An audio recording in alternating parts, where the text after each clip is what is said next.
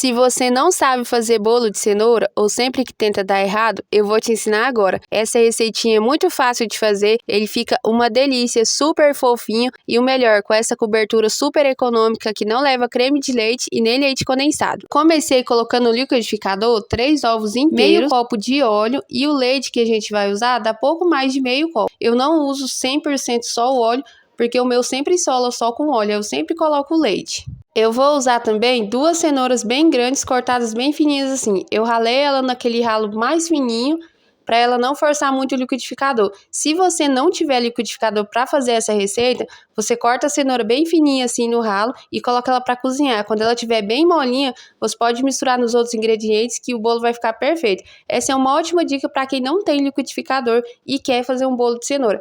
Eu já fiz quando eu não tinha e dá muito certo. Vou colocar junto com os outros ingredientes e por último a gente vai colocar açúcar. Eu vou usar 1,5 copo de açúcar. Lembrando que para toda receita a gente está medindo nesse copo de requeijão que ele é de 200 ml. Se você não for fazer a cobertura para comer com ele, você pode colocar 2 copos desse de açúcar porque 1,5 fica bem sem doce mesmo. Eu deixei batendo por mais ou menos uns 3 minutos. E agora eu vou despejar ele nessa vasilha para a gente colocar a farinha. Se o seu liquidificador for daqueles profissional bem potente, eu acho que dá para bater a farinha lá e não precisa sujar outra vasilha.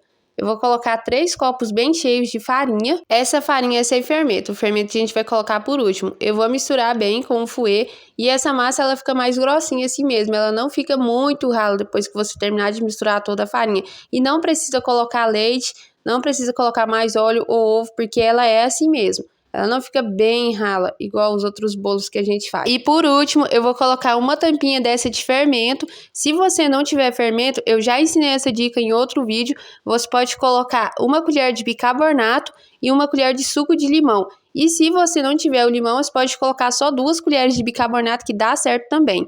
Eu untei essa forma com óleo e farinha, eu vou despejar toda a massa. Você pode untar ela só com óleo, que dá certo também. Eu tô fazendo assim porque eu vou desenformar ele com óleo. Geralmente o meu não dá muito certo para desenformar. Vou levar para assar no forno a gás por 50 minutos. Se o seu forno for elétrico, pode ser que demore menos tempo ou mais, depende muito do forno. O meu sempre deixa até ele ficar bem marronzinho. Se você ver que ele não tá marrom por cima, não abre, porque a chance dele solar é altíssima. Enquanto o nosso bolo vai assar, a gente vai fazer a cobertura. Eu vou colocar 1 copo de leite, que é de 200 ml, e 4 colheres de Toddy. Se você tiver Nescau, pode colocar que dá certo também, mas com o Toddy, por incrível que pareça, fica bem mais gostoso.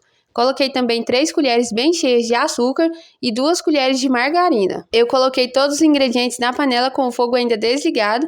Depois você liga o fogo e vai misturando ele aos poucos. Não precisa ficar mexendo o tempo todo, você deixa lá, só vigia ele para ele não derramar. Porque eu peguei essa panela muito pequena. Se você for fazer esse brigadeiro, você pega uma panela mais alta para ele não derramar. E como ele tem que ferver e reduzir para virar o chocolate, vai ficar bem menos.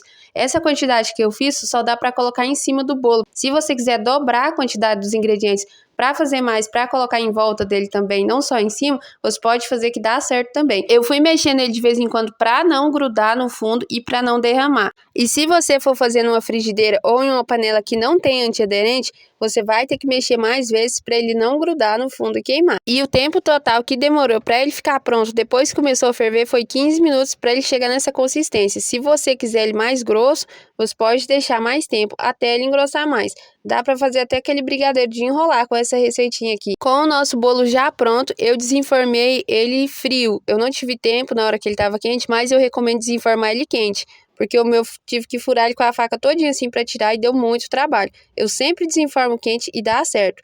A nossa cobertura também já estava bem morninha e eu fui despejando por cima. Você pode colocar granulado ou coco ralado, que fica muito bom. Eu tinha o coco ralado e só lembrei de colocar bem depois, quando já estava quase acabando o bolo. Mas fica muito boa a combinação. E se você não quiser fazer essa cobertura ou não gostar, você pode colocar a assinha de brigadeiro, que é com leite condensado, creme de leite e chocolate. Ou você pode fazer aquela que ele fica durinho, que você pode quebrar ela. Essa mesma receitinha que eu ensinei aqui, só que ao invés de colocar 3 colheres de açúcar, você coloca 7. Porque é o açúcar que faz ele ficar com aquela consistência bem durinha.